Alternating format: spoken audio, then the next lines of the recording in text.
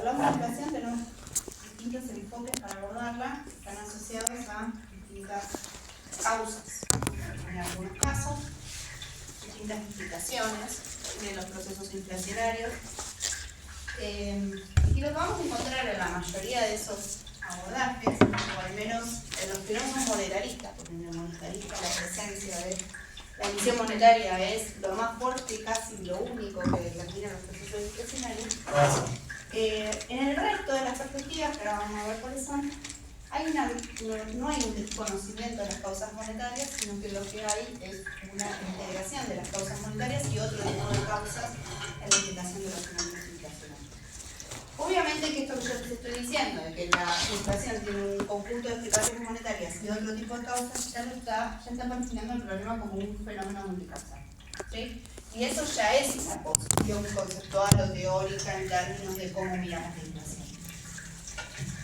Ustedes tienen para trabajar este tema dos textos. Uno, que es de manual, que es el texto de Novak, que es muy didáctico, fundamentalmente para refrescar lo que no se acuerdan de inflación. Es un texto que trabaja sobre las causas, que trabaja sobre los enfoques, que trabaja sobre los efectos de la inflación, ¿sí? Y trabaja sobre el último programa previo al que estamos transitando en este momento de contención o de estabilización de la inflación, que fue el programa de metas de inflación, ¿sí? Digo, como programa en sí mismo, eso no quiere decir que después de del programa de metas que implementó Macri con Sturzenegger no hayamos tenido ninguna otra acción orientada a la contención de la inflación. Pero como programa, como acuerdo entre actores para tratar de contener los procesos inflacionarios, el de metas es el último que podemos tener. Ahora lo vamos a ver. Entonces, tenemos por un lado el texto de Novak y después tiene un texto de Piva, de Adrián Piva, que va sobre un periodo que es el de 2003-2013, si no me acuerdo mal, no, 2002-2013, o sea, casi los 12 años de kirchnerismo. Nos faltan 2 ahí al final, donde la mirada es más empírica, pero no se pierde de vista el tema de los factores explicativos. Digo, hay un análisis más de datos y también hay un análisis interesante que propone Piva que tiene que ver con identificar cuáles son los factores que incidan en la generación de procesos inflacionarios en Argentina, pero reconociendo que esas variables no son factores inflacionarios per se, sino que son factores inflacionarios en contextos específicos, ¿sí? Entonces, esa mirada es como bien interesante, porque la emisión monetaria no necesariamente tiene que ser inflacionaria, la puja distributiva no necesariamente tiene que ser inflacionaria, los excesos de demanda no necesariamente tienen que ser inflacionarios, las cuestiones asociadas con el tipo de cambio no necesariamente tienen que ser inflacionarios, sino que hay contextos, y uno de esos contextos lo podemos asociar con las características de estructura, y por eso es interesante ese texto. Las características de la estructura que hacen que algunas de esas variables se tornen inflacionarias, ¿sí? Entonces, yo les preguntaba recién que se acordaban y me dijeron los enfoques.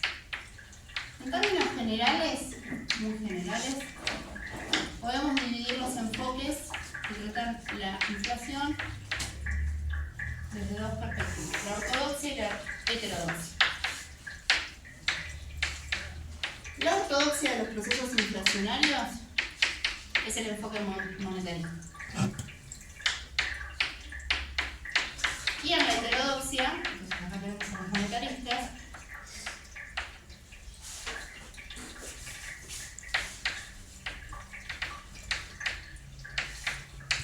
y dentro de la heterodoxia, ¿qué tenemos? ¿Cuáles son los estructuralistas? Los estructuralistas son unos. ¿Quiénes más?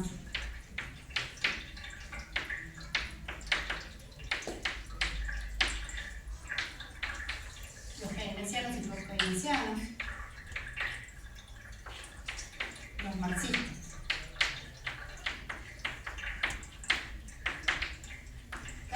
No tiene luz ese pizarrón porque no veo nada. No ves nada. Por acá no está, a ver si por atrás.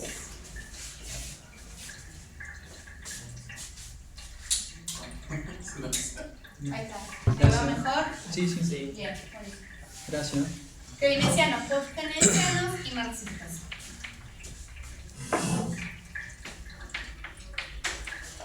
La mayor parte de la discusión sobre el tema se enfoca, esta es una perspectiva que viene de los países desarrollados. Los países desarrollados tienden a concentrarse en una mirada de estas características. Ahora vamos a ver qué implica. Las explicaciones que vienen más desde los keynesianos, post-keynesianos y la mayor parte de las marxistas también tienen que ver con perspectivas que están más asociadas a la explicación de los fenómenos en ese tipo de países. Y las estructuralistas son las propias de las que incorporan la necesidad más latinoamericana de las estructuras productivas dentro de la explicación de la inflación. ¿Qué se acuerdan de los monetaristas? La edición tiene inflación. Bien, la edición genera inflación. ¿Por qué?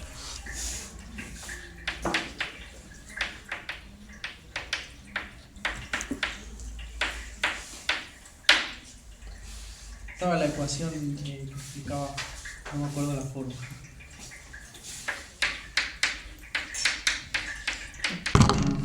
¿Esa? Sí. ¿Qué significa cada uno de esos términos?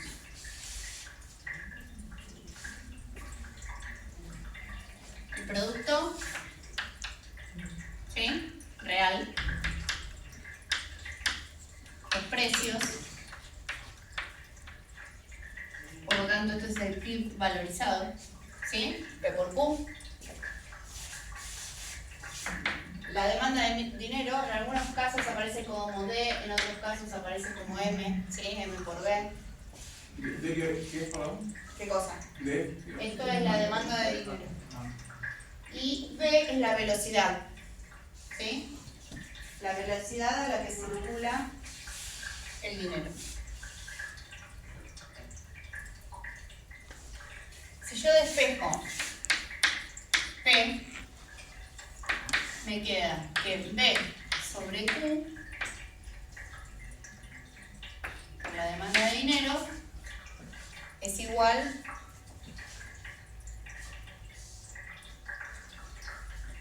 a los precios, ¿sí? ¿Por qué es importante este despeje en el marco de la edición o qué supuestos hay atrás de esta fórmula que hacen que los monetaristas terminen diciendo que la inflación es igual a la edición?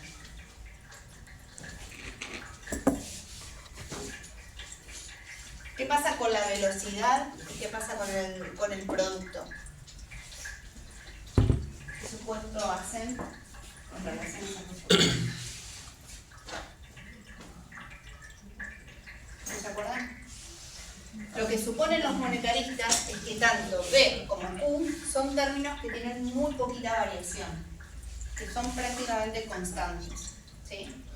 ¿Por qué? Porque acá estamos tomando, recuerden, el producto real, no nominal. Lo que más varía es el nominal, en teoría.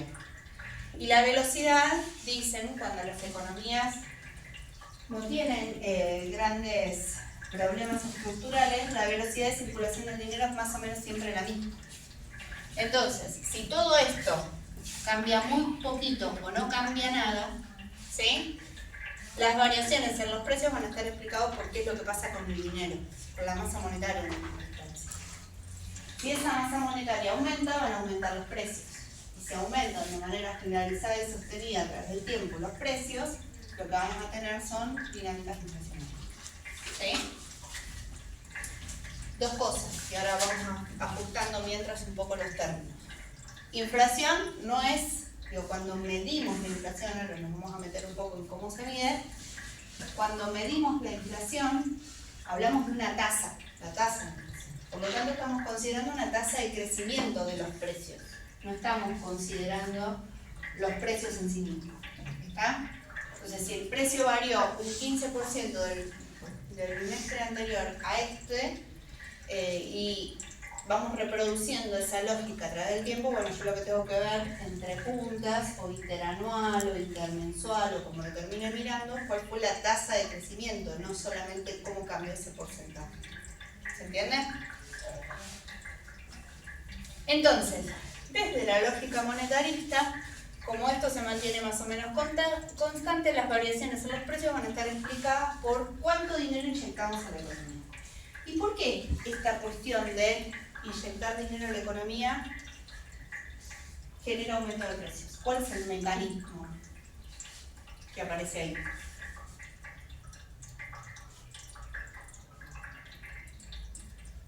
Porque si yo pongo más dinero circular, aumentan los precios.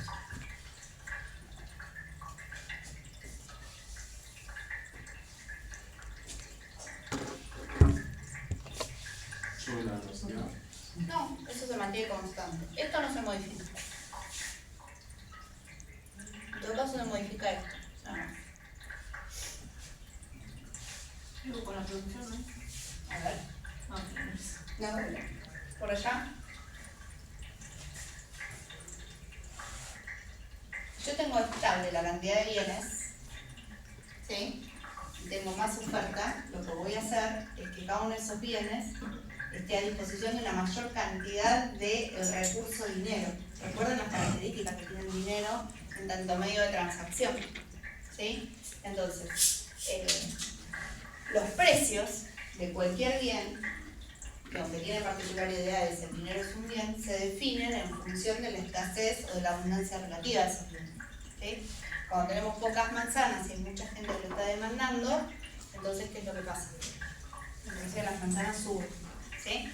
Si acá yo tengo estabilizada la cantidad de bienes y servicios que estoy ofreciendo a la economía, al menos en términos monetarios, y hay mucho más dinero circulando, quiere decir que por cada uno de esos bienes vamos a tener más dinero con el que yo voy a poder adquirir ese bien.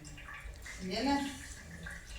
Entonces, desde la lógica monetaria, no hay un problema de oferta, ni de demanda, ni de nada, hay un tema de emisión. Siempre que estemos emitiendo, ahora, lo que está ahí implícito es que el dinero es ¿cómo?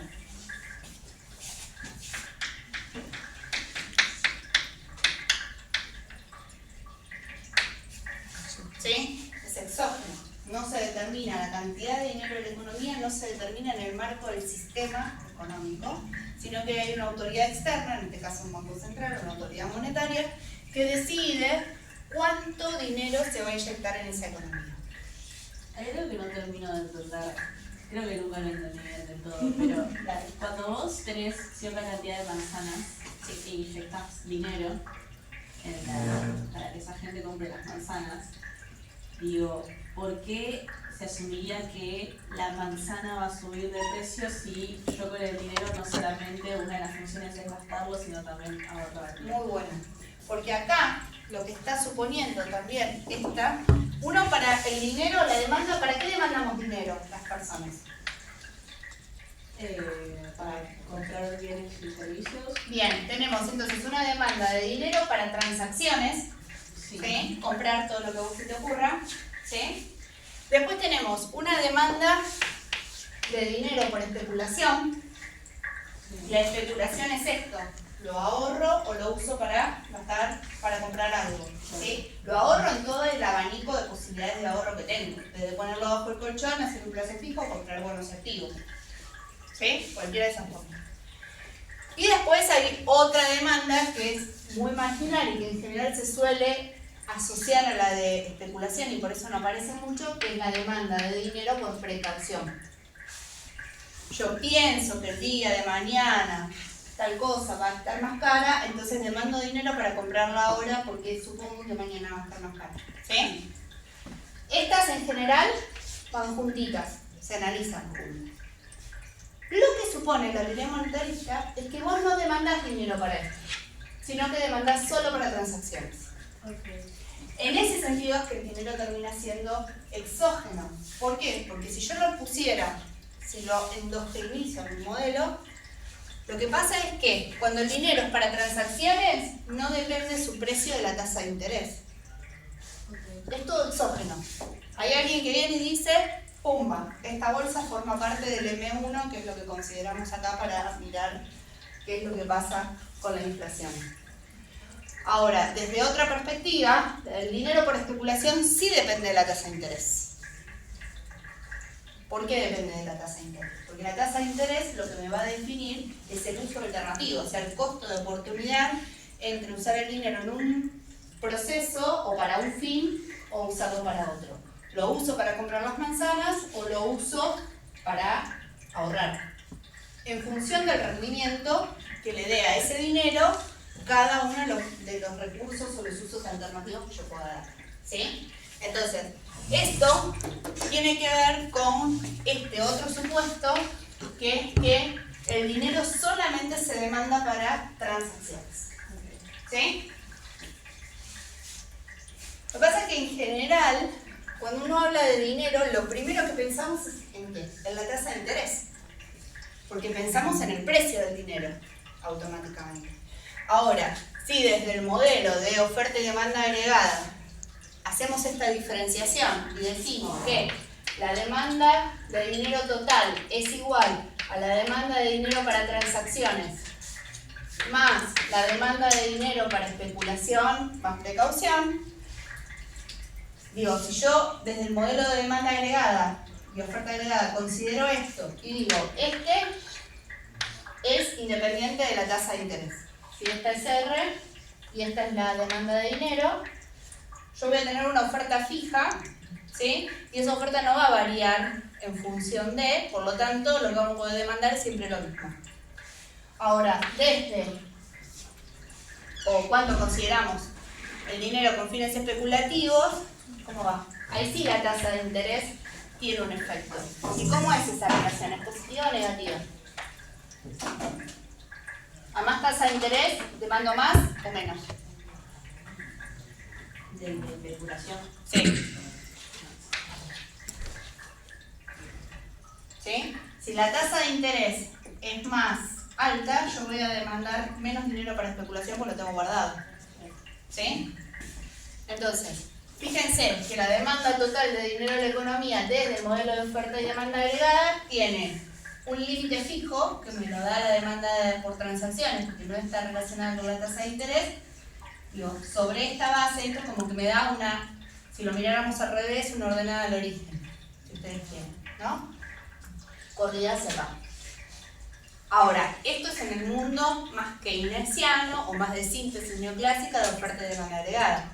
Desde la perspectiva monetarista clásica, neoclásica pura, el dinero solamente se demanda para esto. ¿Por qué? Porque lo que tenemos que lograr es que todo lo que se produce en un momento se consuma en ese momento.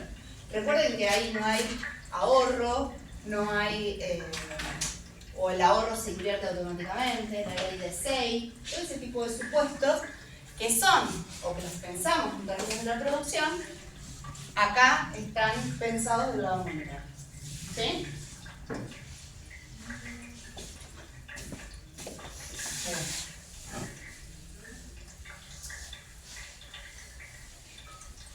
Entonces, desde la lógica monetarista tenemos esto.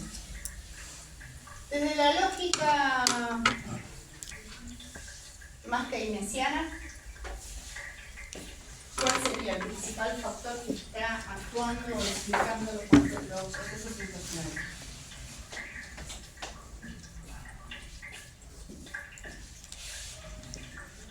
¿Qué les parece que pesa más lo monetario o lo real?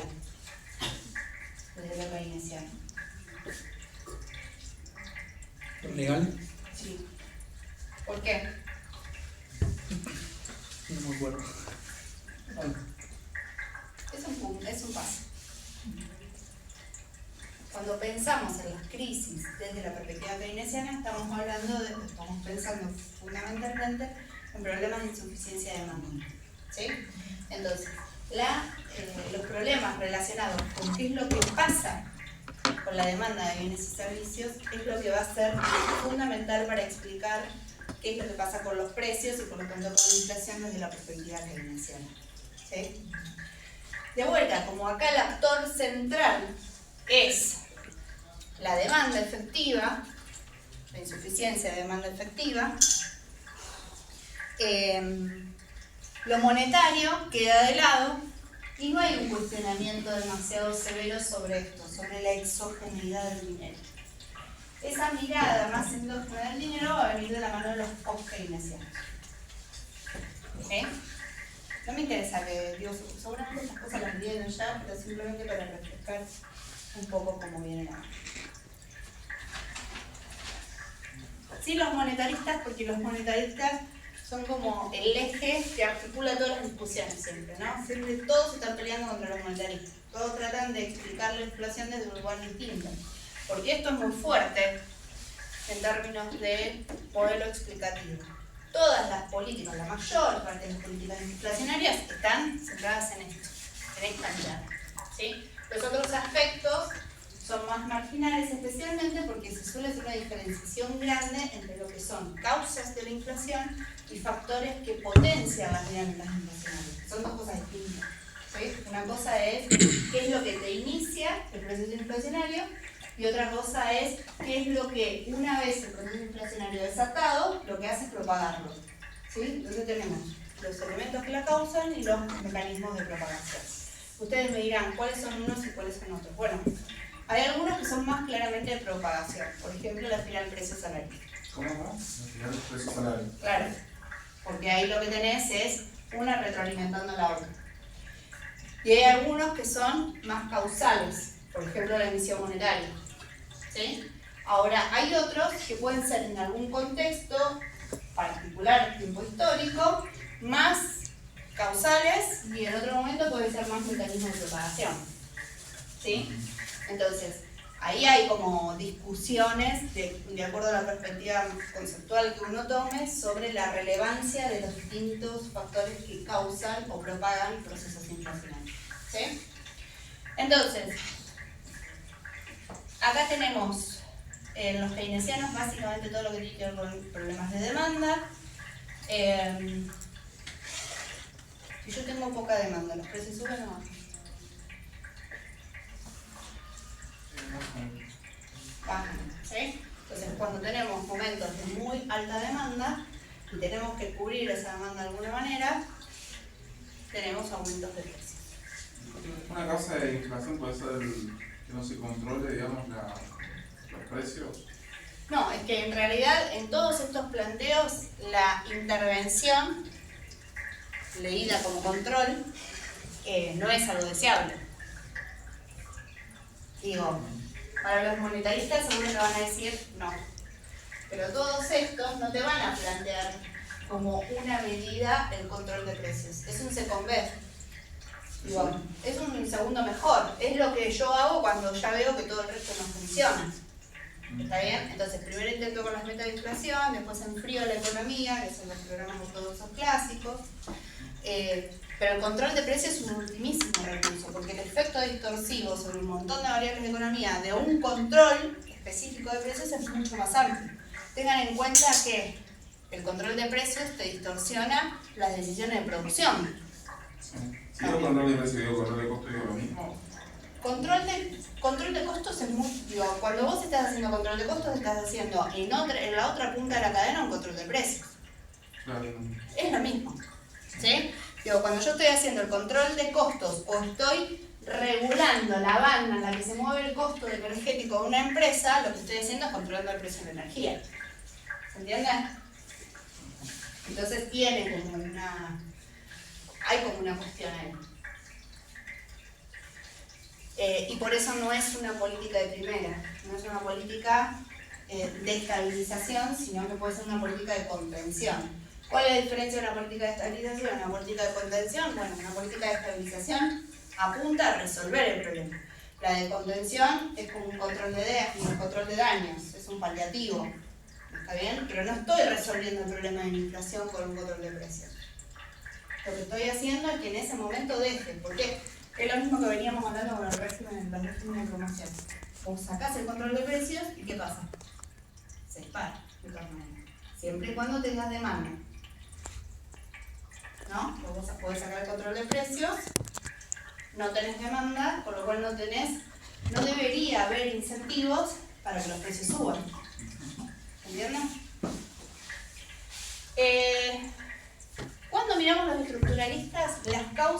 están más asociados a otras cuestiones.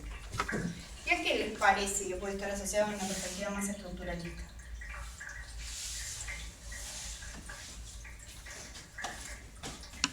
¿De qué venimos hablando?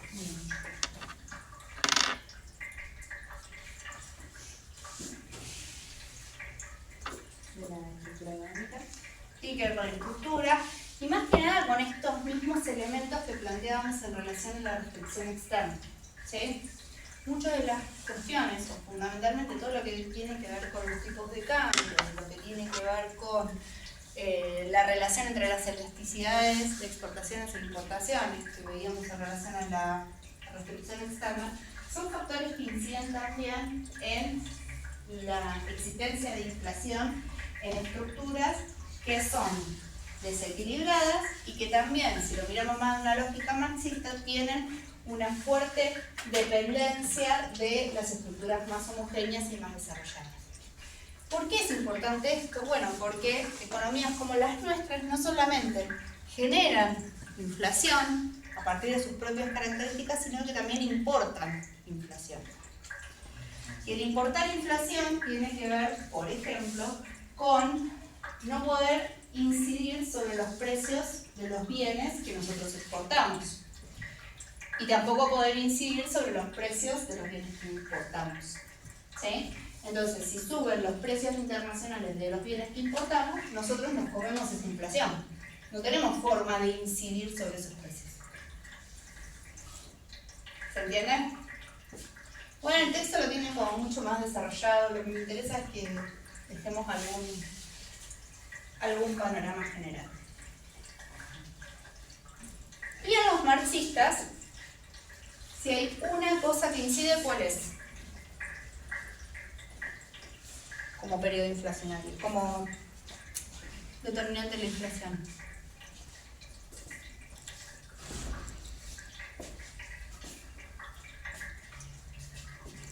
A veces me acuerdo del desarrollo capitalista para el pensamiento marxista. La fuerza del trabajo. Si me voy a economía política, me lo contestan en el dictado. La pluralidad es lo que obtienen, pero ¿qué es lo que motoriza el desarrollo capital? La acumulación de capital. Los medios de producción. La fuerza del trabajo. Cuestiones menores. La lucha de clases, señoras y señores. ¿Sí? Entonces, por lo tanto, desde la perspectiva marxista, la puja distributiva va a ser el elemento fundamental para explicar las causas de inflación. Fíjense que yo les dije hace un rato que la espiral precio-salarios, que no es otra cosa que la forma en la que se sustancia la puja distributiva, es un mecanismo de propagación. Si lo agarran los marxistas, es una causa de esto, no un mecanismo de propagación. ¿Se entiende? Entonces, como desde el lugar que lo miremos, cada uno de estos elementos van a tener más o menos entidad. ¿Sí? Lo de la causa para los marxistas. La puja distributiva, el hecho de la tensión entre los propietarios de los medios de producción y los trabajadores, ¿sí? Por obtener la plusvalía. Por eso no es la plusvalía el problema. El problema es que hay dos clases sociales que se están peleando por obtener ese beneficio. Entonces, el mecanismo de propagación es un mecanismo de propagación porque lo que supone un mecanismo de propagación es que el proceso inflacionario ya está iniciado y vos lo que haces con esta cosa de hay inflación, entonces pido aumento de salario. Como aumentan los salarios, aumentamos los precios porque trasladamos el costo del salario al precio. Como vuelven a aumentar los precios, volvemos a aumentar los salarios. Eso es la espiral precio-salario. ¿Sí? Y eso refleja una puja distributiva, que se resuelve cuando, ¿qué? Cuando el empresario dice no te aumento. Esa puja, eso que para estas teorías es un mecanismo de propagación, esto quiere decir amplifica el problema de la inflación una vez que el problema ya existe, para los marxistas es la principal razón explicativa del proceso de inflación. ¿Sí? ¿Entienden? Sí. Bien.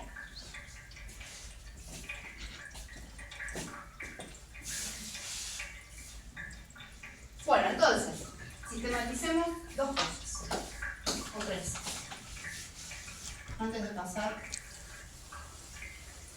a leer un poquito sobre sobre inflación y tratar de encontrar estas cuestiones en lo que leemos todos los días.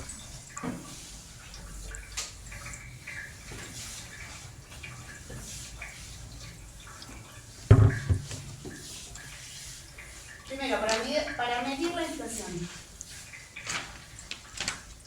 ¿a través de qué se mide habitualmente la inflación? El IPC. ¿Sí? El índice de precios al consumidor. Y el IPIM. ¿Eh? Y el IPIM. El IPIM. La pregunta que les iba a hacer es si es un buen estimador de la tasa de inflación en el índice de precios al consumidor.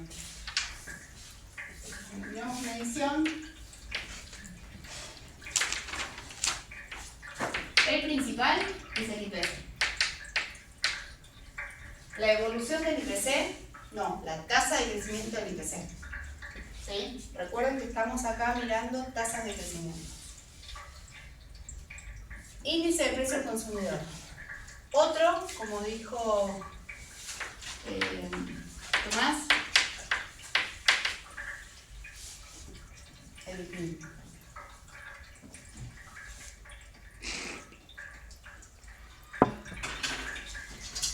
¿Qué diferencia hay entre esos dos?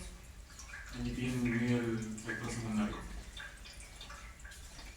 Sí, mide más precios agregados. Mide más precios agregados, no el consumo de las familias. ¿Sí? Manufactura, Exactamente. energía. Exacto. ¿Se acuerdan cuando vimos índices de precios que diferenciábamos entre el IPC y el deflactor implícito de la economía? Y decíamos que el índice de precio del consumidor miraba qué es lo que pasaba con las familias. El deflactor miraba qué es lo que pasa con todo. ¿Sí? Aún así, digo, este es como más específico que este. ¿No es cierto? El índice de precios del consumidor porque es sobre las familias. Ahora, hay algunas mediciones para las cuales ninguno de los dos es relevante. Por ejemplo, si queremos ver la inflación en un sector en particular, lo más adecuado va a ser mirar cuál es la estructura de costos de ese sector en particular, para poder aproximar efectivamente cómo se dan los procesos inflacionarios asociados a ese sector. ¿Sí? ¿Y por qué puede ser eso importante? Porque, a diferencia de lo que piensan los monetaristas,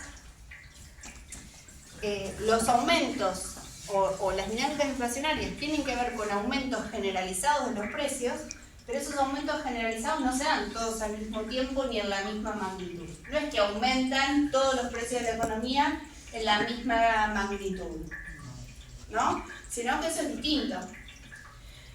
Ustedes fíjense, por ejemplo, cuando miren el IPC, ven el IPC global y después ven el IPC alimentos, el IPC educación, el IPC salud, el IPC esparcimiento, ¿sí? Y dentro de alimentos también ven distintos tipos de alimentos.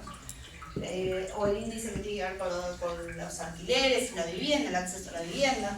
Entonces, estos son como los indicadores más generales y más tradicionales para la medición, pero no siempre son los más adecuados. Y eso va a depender de cuál es nuestra pregunta en torno a la inflación. ¿Sí? Y después tenemos, por un lado, causas.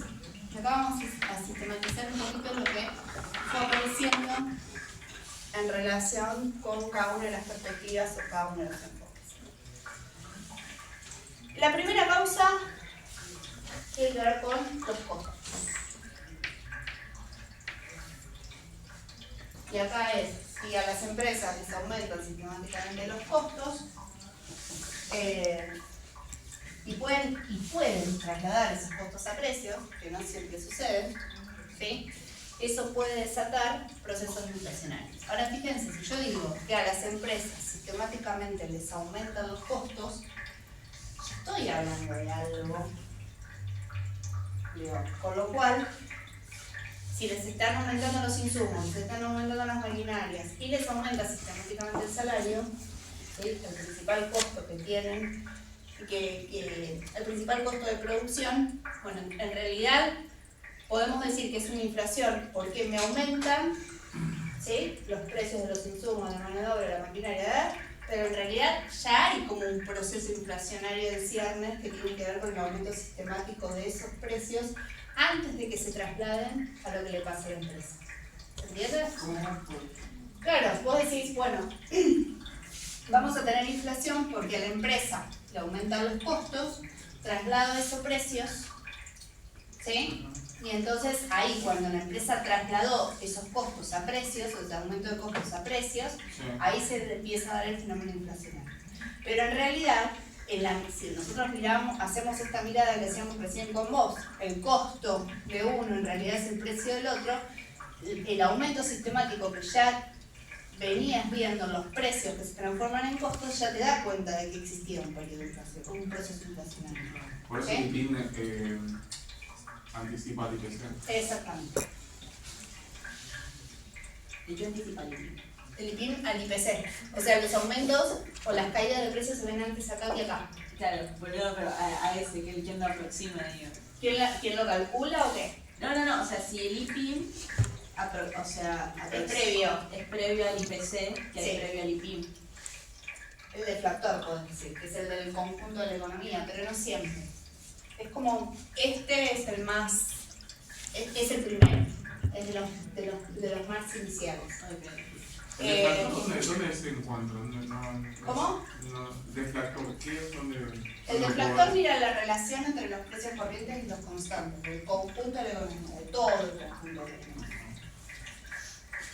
¿Y eso está en el INDEC? El deflactor sí. ¿Y es Sí. mensual? No es mensual, creo que no. Ah. No. Es como, digo, cuando uno quiere calcular efecto de la inflación, lo mejor es el deflactor, porque es lo más abarcativo de todo lo que tenés. El IPC, lo que les decía recién, deja afuera todos los precios que tienen que ver con la producción, y el IPIM deja afuera todo lo que tiene que ver con el consumo. ¿Sí? Entonces, una de las primeras causas de inflación, o uno de los primeros factores que tenemos que tener en cuenta son los costos, por lo tanto, la inflación asociada a costos. Dentro de estos costos, el principal, como les decía recién, es el salario. ¿Sí?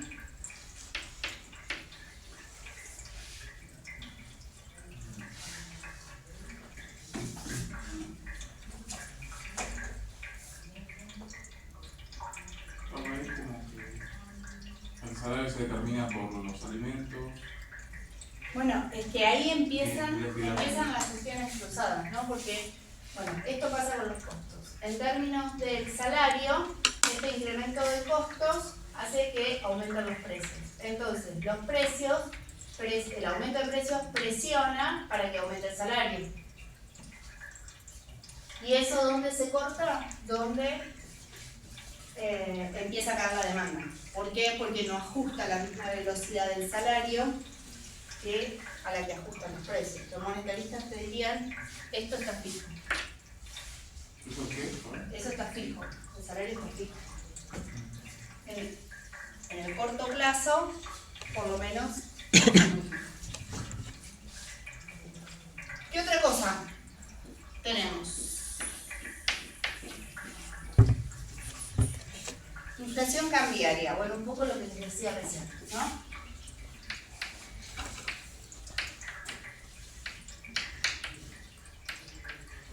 Esta cuestión de que parte de los procesos inflacionarios están asociados a los bienes que importamos y a su vez con la capacidad diferencial que tienen los aumentos de precios de influir sobre bienes transables y no transables.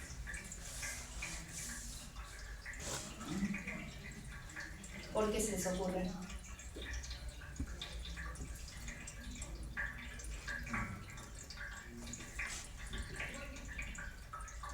Si yo tengo, por ejemplo, una escasez de demanda interna en relación a un bien no transable, ¿qué va a pasar con esa actividad? Con ese bien no transable. Un bien no transable es un bien que yo no puedo vender en el mercado internacional. Solo lo puedo vender en el mercado doméstico. ¿Sí? Por eso es no transable. No transable con respecto al resto del mundo. Si no es demandado. Claro, si yo no lo demando internamente, debería bajar su precio. ¿Sí? Ahora, si es un bien transable, las commodities, los bienes primarios que nosotros exportamos. Si no hay mucha demanda interna, pero hay demanda externa, por más que la demanda interna sea bajita o esté bajando, el hecho de que existe una demanda externa que ejerce presión sobre el precio de ese bien hace que el precio interno suba. Es lo que pasa con los bienes alimentarios y cuando se levantan las restricciones a exportar, la carne, las cuotas, el tema de la cuota Hilton y todo eso. Es definir o garantizar que el mercado interno va a tener acceso a algo. ¿Sí? Entonces, el objetivo de las retenciones, ¿cuál es? Justamente que no nos vengan a nosotros el precio internacional. Exactamente. Entonces, que al productor no le sea necesariamente más rentable vender afuera. Porque si necesariamente le es más rentable vender afuera, no va a tener ningún incentivo para vender bienes alimentarios acá. ¿Sí? Entonces, fíjense cómo condiciones específicas de cómo se arma nuestra canasta de producción, nuestra canasta de exportaciones, nuestra canasta de importaciones, también generan condiciones inflacionarias. ¿Y por qué cambiarias? Bueno, porque esas condiciones generan presiones sobre el tipo de cambio real. ¿Sí? O sea, cuánto importamos, a cuánto lo importamos, cuánto exportamos y a cuánto lo exportamos, genera presiones sobre el tipo de cambio. ¿Sí? El tipo de cambio real. Después está el tema de las expectativas.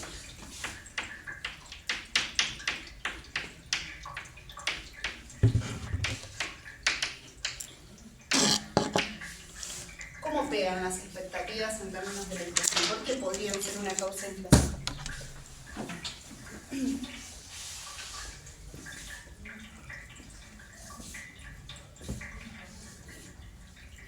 Yo soy una empresa y tengo expectativas con respecto al desarrollo del mercado interno. O sea, que va a crecer, que se va a expandir el mercado interno para mi bien, para mi país. ¿Qué voy a hacer? Sobre el precio. ¿Voy a subir precios necesariamente? Aumentar la producción. Aumentar la producción. Ahora existe algo que tiene que ver con los límites del aumento de producción. Yo puedo aumentar mucho la producción si tengo capacidad ociosa. Si no tengo capacidad ociosa para aumentar la producción, ¿qué tengo que hacer? Invertir. ¿Sí? Tengo que invertir. Entonces, las expectativas en términos de cómo va a ser mi mercado, ¿sí? ¿Qué posibilidades tengo de ampliarlo, de crecer? Cuando hablamos de la economía en conjunto, no tanto de un bien o un servicio, también condicionan qué es lo que va a pasar con los precios. Pero esas condiciones en términos de los precios están asociados con esto también, ¿no? Digo, si yo tengo expectativas positivas, pero tengo una elevadísima capacidad ociosa, no hay nada que me indique que porque yo aumente la producción van a tener que aumentar los precios, porque tengo capacidad ociosa. ¿Está bien? Porque aumente la demanda, yo tengo que aumentar los precios. Si yo estoy produciendo al 30% de mi capacidad instalable. Tengo un rato todavía como para producir más sin necesidad de invertir. Entonces ahí no pasa nada. El problema se da, y esto es muy keynesiano desde el análisis, la palabra expectativas es keynesiana. Digo, esto se da fundamentalmente cuando se dan aumentos de demanda, y esos aumentos de demanda no se pueden satisfacer por la capacidad productiva actual, y es necesario expandir la capacidad productiva. Entonces ahí las cuestiones inflacionarias aparecen por los dos lados, por el aumento de la demanda, que esto hace que suban los precios, y también porque por un tema monetario, ¿no? Porque yo el dinero no lo voy a dejar ahí, sino que lo voy a empezar a hacer circular y va a haber más dinero para realizar inversiones. ¿Se entiende?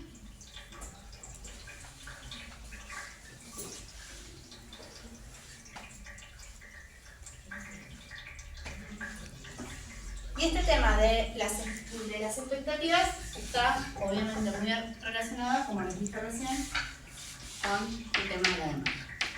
¿Sí? Claro, ahí las expectativas las estamos viendo desde el lado de la empresa, pero no quizás del lado de las personas. Exactamente.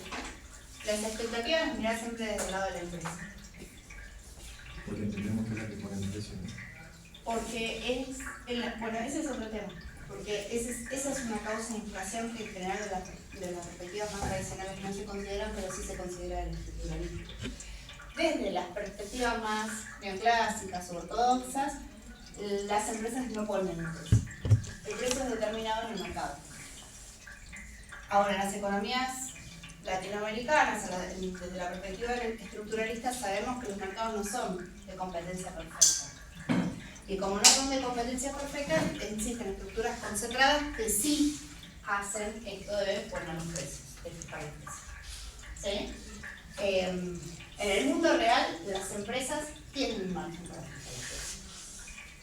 No es todo libre oferta, libre juego de oferta y demanda. Si no, no pagaríamos lo que pagamos el kilo de arroz. O el litro de aceite. Bueno, el litro de aceite justamente es uno que tiene incidencia de inflación cambiaria, ¿no? Importa. Sí, aparte son bien exportables. Bueno, y la última que nos falta acá es la que tiene que ver con lo distributivo. Que, como les dije, este es lo de la puja distributiva, es lo que aparece como mecanismo de propagación por excelencia más que mecanismo que cause en sí el proceso de inflación. ¿Vamos bien hasta acá? Sí. Y la otra cosa que me interesa mirar con ustedes un cachito son las consecuencias o los efectos de la inflación.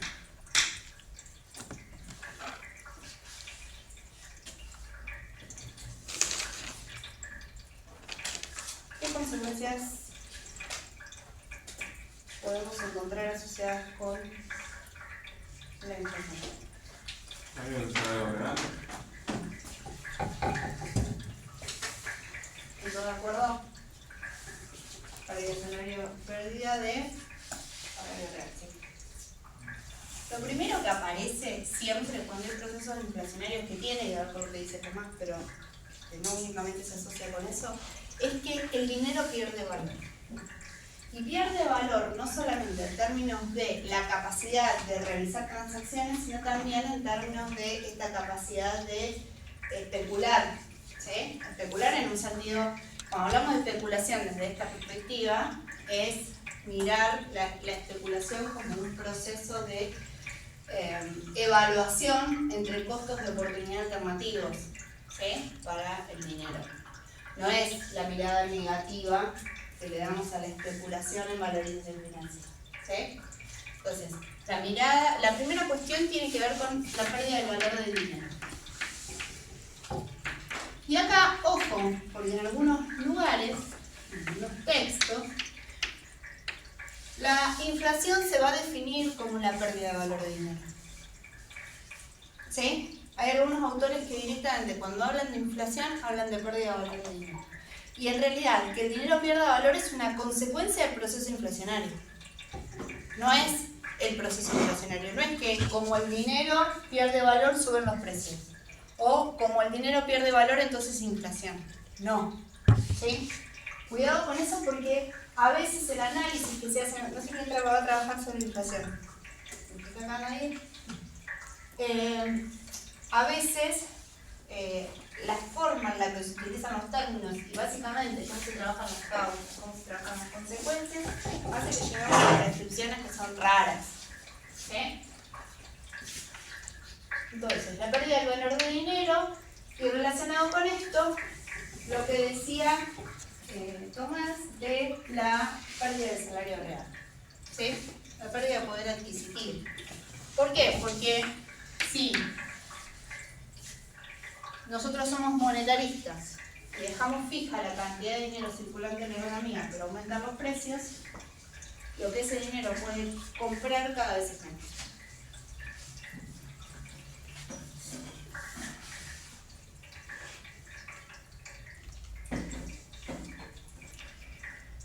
Y después aparecen también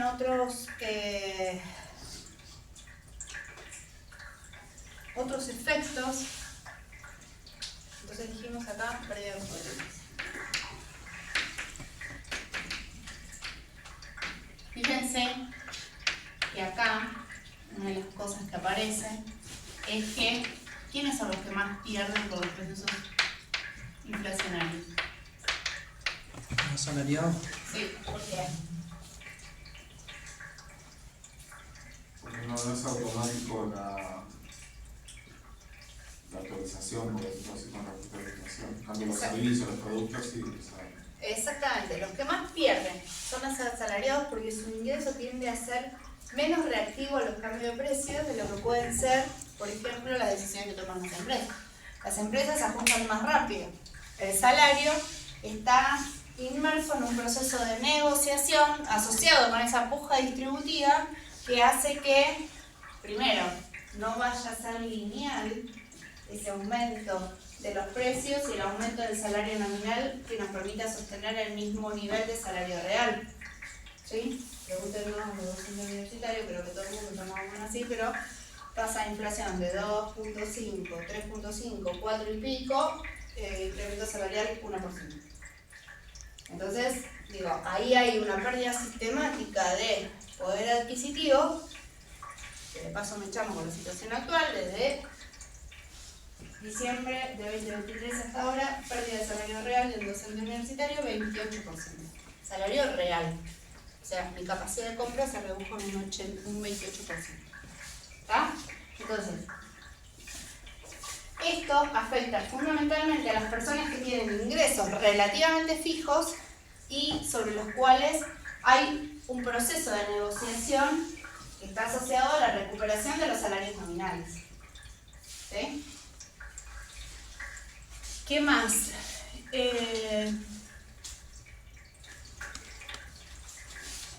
Bueno, como se pierde poder adquisitivo, ¿qué se puede ver afectado? La demanda. ¿Sí?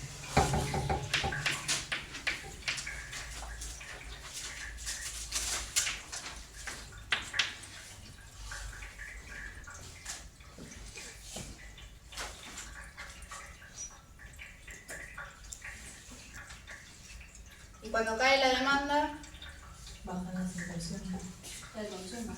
sí, y ahí empiezan a darse otro tipo de fenómenos o de relaciones, ¿no? Como cae la demanda, cae el consumo, como cae el consumo, en algún momento va a caer la oferta, aun cuando tengas un proceso de aumento de precios sistemático y sostenido. Y acá viene lo que yo les decía hace un rato. No todos los precios crecen en la misma magnitud ni lo hacen al mismo ritmo. ¿Sí? Entonces hace posible que haya fenómenos de estas características, que estamos hablando de procesos inflacionarios y una retracción de la oferta, cuando en realidad la teoría neoclásica nos dice cuando aumentan los precios la oferta crece, porque el empresario tiene incentivo a producir más. ¿Está? Ahora, cuando nosotros miramos eso como una bolsa donde adentro están todos los sectores de la economía, es una historia. Ahora yo empiezo a mirar equilibrios parciales, mercados en particular, y la historia cambia. Por eso es importante complementar los índices generales de inflación con índices específicos. ¿Sí?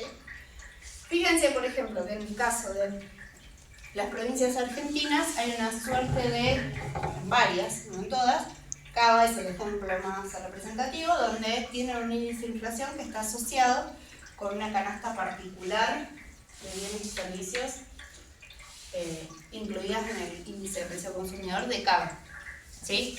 ¿Y eso por qué? Porque ya hay un supuesto, una cosa asumida, que no es lo mismo lo que consumen los ciudadanos de Cava que lo que consumen los ciudadanos de Tierra del Fuego, que tienen un problema serio más serio. Entonces, ¿qué es lo que pasa con la demanda? La demanda cae y esa caída de demanda va generando efectos sobre otras macromagnitudes que terminan generando no solamente una caída de la demanda, una caída temporal de la demanda, sino situaciones de crisis económica que se hacen intensas y sostenidas. ¿Alguna otra cosa que se les ocurra? puede ser que cuando empieza la espiral de precio, de salario, en un momento aumenta la demanda. O sea, como los precios, como Depende de la velocidad a la que vaya. Me da la sensación que el gobierno de Alberto Fernández, Sí, cuando empezó a tirar el inflacionario, sí. la gente ya no sabía qué hacer con la plata, digamos, porque perdía, entonces empezaba a consumir, la gasto, porque no... Porque tampoco como reserva de valor la tenías garantizada. Eso Claro. no siempre es así, eso un poco tiene que ver también con las expectativas que vos tengas con respecto a la continuidad del proceso inflacionario y con las características de la estructura. Porque ahí lo que termina pasando es, sí, la demanda aumenta, pero ¿de qué viene? ¿De qué viene?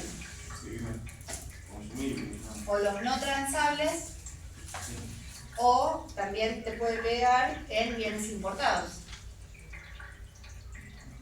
Hoy cuando miras la composición, los análisis sobre composición de inflación, la composición de inflación claramente no es por problemas tanto internos, porque tiene todo planchado, no puede planchar, sino que tiene que ver con qué es lo que pasa con la inflación internacional, ¿sí? Qué es lo que pasa con la inflación cambiaria. Ahí está el meollo del asunto, hoy, porque tenés todo lo otro frisado.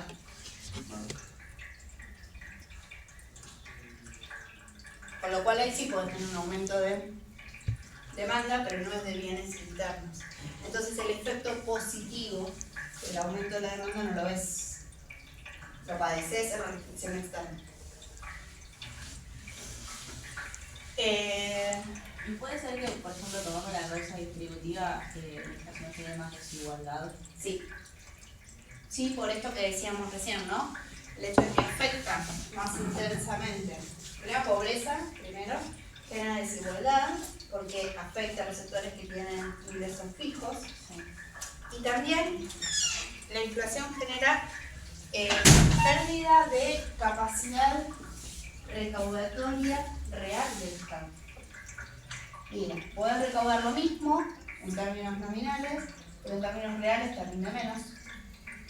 Y también lo que pasa es que cuando vos, trabajador, tenés que destinar una parte más importante de tus ingresos a la compra de los bienes alimentarios, uno de los gastos que dejas de hacer es el pago de impuestos, por ejemplo. ¿Sí? Entonces, cuando uno mira qué es lo que pasó con la recaudación en los últimos meses, para atrás. No se nota tanto porque el ajuste sobre el gasto es terrible. ¿Sí? Pero si uno mira cómo se viene comportando la recaudación tributaria, está yendo para atrás. Todo el tiempo va para atrás. Cada vez se recauda menos. Y esa recaudación menor tiene que ver con un montón de cosas. Tiene que ver con que una parte muy importante, como veíamos el otro día, de la recaudación del Estado tiene que ver con el IVA, ¿sí? Pero aun cuando no consideremos ese tipo de impuestos indirectos, en los impuestos directos también sucede, ¿sí? Entonces el Estado empieza a tener en el contexto de procesos inflacionarios dificultades para financiarse. Y entonces ahí nos metemos con otros problemas. ¿Se entiende? Entonces lo podemos agregar a esto, en términos de las consecuencias, que cae la capacidad recaudatoria del Estado, capacidad recaudatoria,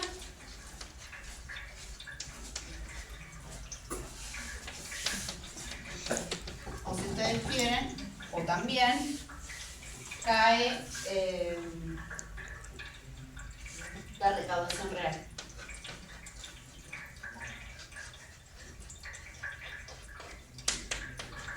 Las dos cosas, ¿no?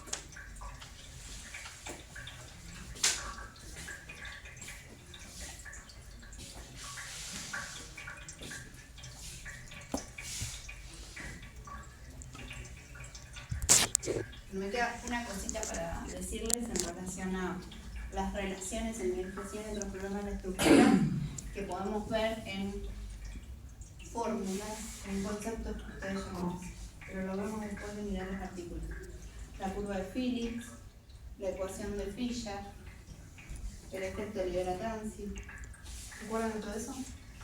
Algunos sí. ¿De qué se acuerdan? Curva de Phillips. La curva de Phillips, ¿qué relación? Inflación Y el desempleo. ¿Y esa relación es positiva o negativa?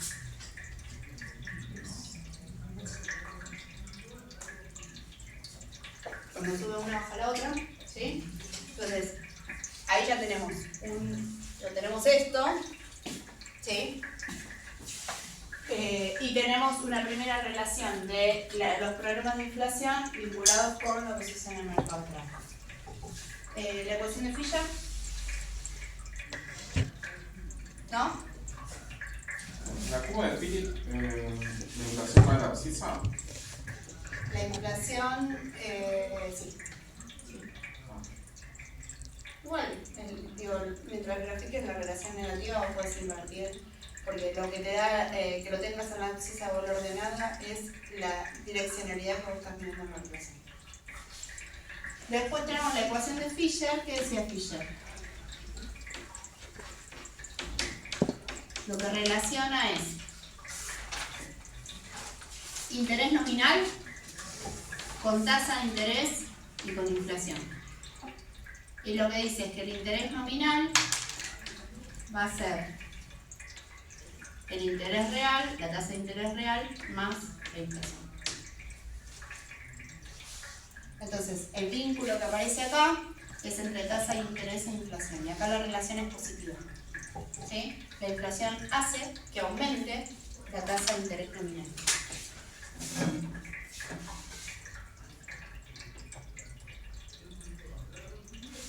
¿Y el Olivera-Tanzi?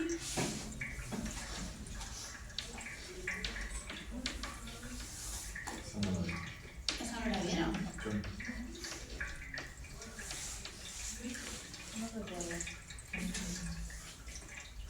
¿No se acuerda ninguno? ¿No le suena ni así? Olivera es un argentino, Tanzi es un italiano.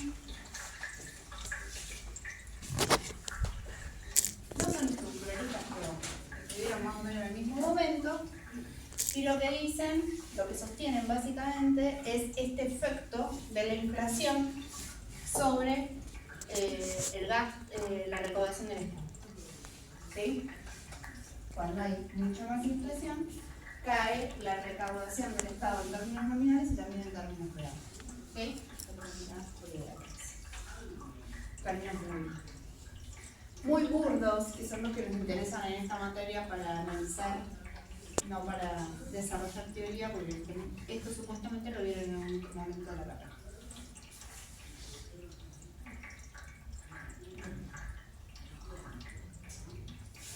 ¿Alguna duda, pregunta, comentario?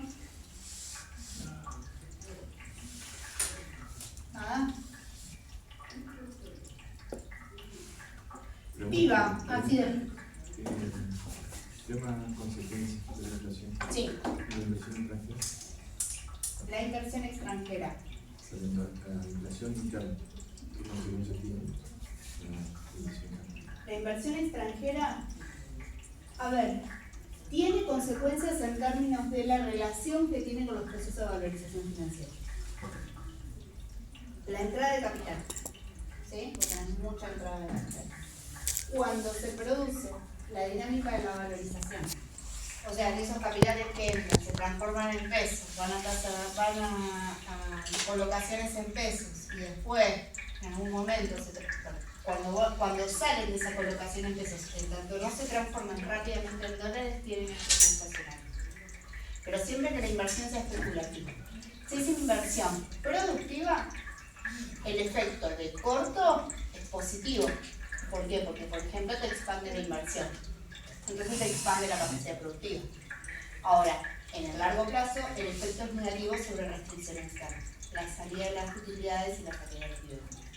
Si la inversión es especulativa, el efecto es siempre negativo.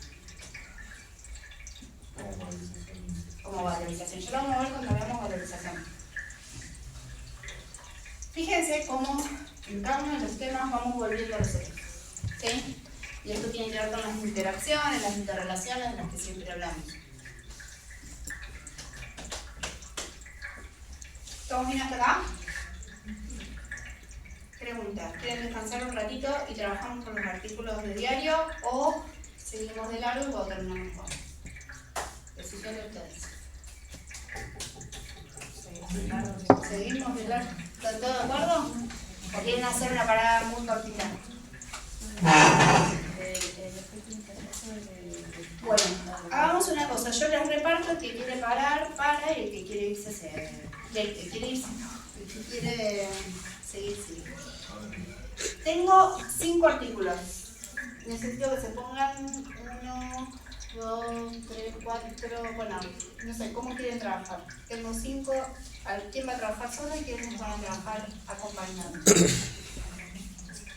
Otra cosa.